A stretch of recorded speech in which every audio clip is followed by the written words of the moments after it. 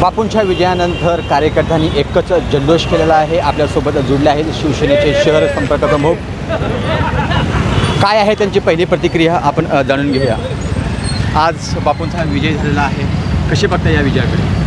आज महाराष्ट्राचा जर निकाल बघितला, महायुतीला ज्या पद्धतीचं भरघोस यश प्राप्त झालेलं आहे, आदरणीय एकनाथजी शिंदे साहेब असतील, देवेंद्रजी असतील, अजितदादा यांनी या महाराष्ट्रामध्ये ज्या पद्धतीच्या योजना महाराष्ट्रात लागू केला, त्या योजनेचा इतका मोठा फायदा आज तुम्ही बघितलं आहे महायुतीच्या सर्व उमेदवारांना झालेलं दिसतंय। सोलापूर जिल्ह्यातल्या सर्वाधिक जागा हा महायुतीने जिंकलेल्या आहेत। सुभाष देशमुख असतील, देवेंद्र खोटे असतील, शहरामध्ये विजय देशमुख असतील, सचिन कल्याण शेट्टी असतील, म्हणजे ज्या पद्धतीचं मताधिक्य यांना मिळालं आहे, लोकांनी या सरकारला पसंती दिलेली आहे। खास करून मी महिलांचे जास्त आभार मानतो की आमच्या लाडक्या बहिणीने या सरकारला आशीर्वाद दिल्यामुळं आदरणीय एकनाथजी शिंदे साहेबांच्या चेहऱ्याला परत एकदा मुख्यमंत्री म्हणून पसंती मिळालेली आहे, असं मला अभिनंदन वाटतं आहे। आणि खऱ्या अर्थाने शिवसैनिकांसाठी हा महत्त्वाचा विषय आहे की शिवसेना कुणाची, ह्याच्यावर महाराष्ट्राने आता शिक्कामोर्तब केलेला आहे। बाळासाहेबांचा वारसदार विचाराचा कोण असणार आहे, तर आदरणीय एकनाथजी शिंदे साहेब हे बाळासाहेबांचे वारसदार असणार आहे। महाविकास आघाडीमध्ये जो बिघाडी झाली होती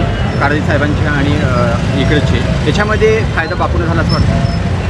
मी राज्याचंच बोललं तरी महाविकास आघाडीला ज्या पद्धतीनं यश आलेलं बघताय तुम्ही आत्ता, की महाविकास आघाडी आदरणीय एकनाथजी शिंदे शिवसेनेला जेवढ्या जागा आहेत तेवढ्या पण जागा ह्यांना सगळ्यात मिळून आणता आलेल्या नाहीत। महाविकास बिघाडी हे लोकांमध्ये होतीच, ती लोकांमध्ये त्यांच्याबद्दल प्रेम नव्हतं, हे नव्हतं, आणि त्यातल्या त्यात दक्षिण सोलापूरमध्ये ज्या पद्धतीचं इथलं वातावरण झालं त्याचा तर बापूंना डबल फायदा झाला। आणि शिवसैनिकांनी सुद्धा इथं भरपूर कष्ट केलेलं आहे। यावेळेस ताईंनी कारंजींना सपोर्ट केला, त्याच्यामुळे वातावरण चिघळला, अनेक आरोप प्रत्यारोप झाले, कारवाईसुद्धा झालेल्या आहेत। काय नाही, हा विजय ताईच्या वेळेसच होता वाचला आहे। त्यावेळेस जरंगे फॅक्टर चालला म्हणून कळत न कळत ताई थोड्या मताधिक्याने निवडून आल्या, अन्यथा हे लोकसभेतच झालं असतं। पण देर आहे दुरुस्त आहे, ह्याच्या पुढच्या काळात प्रणितताईंनी ज्या पद्धतीचं राजकारण सोलापुरात केलं आहे, त्यांना कळेल की लोक कुणावर असणार आहेत आणि काय आहे ते बघितलेलं आहे। कसा असणार जल्लोष? नाही, आज भरपूर आनंद आहे की शिवसैनिकांमध्ये असतील, भारतीय जनता पार्टी, राष्ट्रवादीच्या कार्यकर्त्यांमध्ये एक उत्साह आहे की आपण केलेल्या कामाला यश आल्यानंतर आज त्यांना असं वाटतं की समाधान आहे। आणि येणाऱ्या काळात मग महापालिका असेल, नगरपालिका असतील, जिल्हा परिषद असतील, आम्ही तिघं मिळून अतिशय ताकदीनं हा विचार घेऊन जाण्याचं काम करू।